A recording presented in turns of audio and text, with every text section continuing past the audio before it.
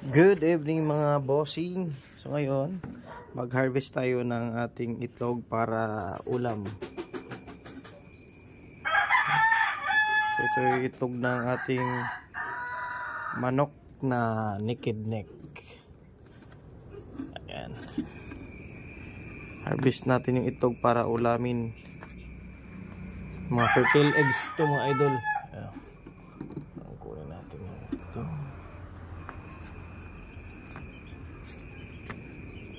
8 sana lang 9 eggs, then ito sa bantam natin. So ito medyo maliit yung itlog. So din lang natin ito kunin muna kasi konti pa. Ngayon, visit natin yung isa. Yung ating brown eggs. Kung may itlog ba. Ay, tatlo.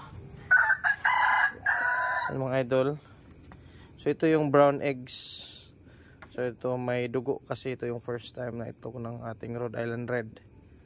So ayan, ito yung itlog. O, tingnan nyo. Brown. Ito yung medyo white. So brown talaga sila.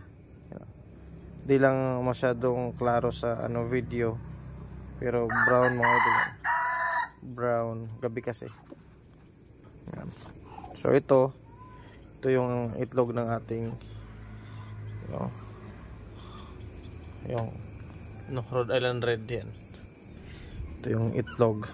So now, punta naman tayo mga idol doon sa ating Peking duck.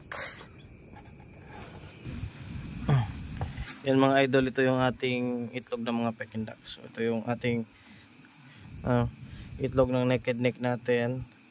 Ito naman yung brown eggs. Ito naman yung ating Peking duck.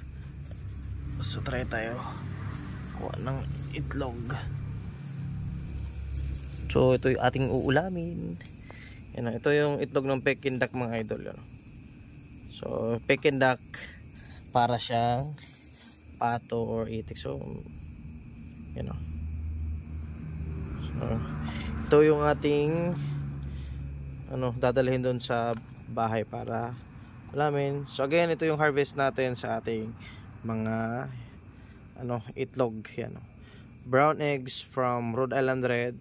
Ito itlog ng ating, let's say, cross na manok. Ito naman yung ating Peking duck. So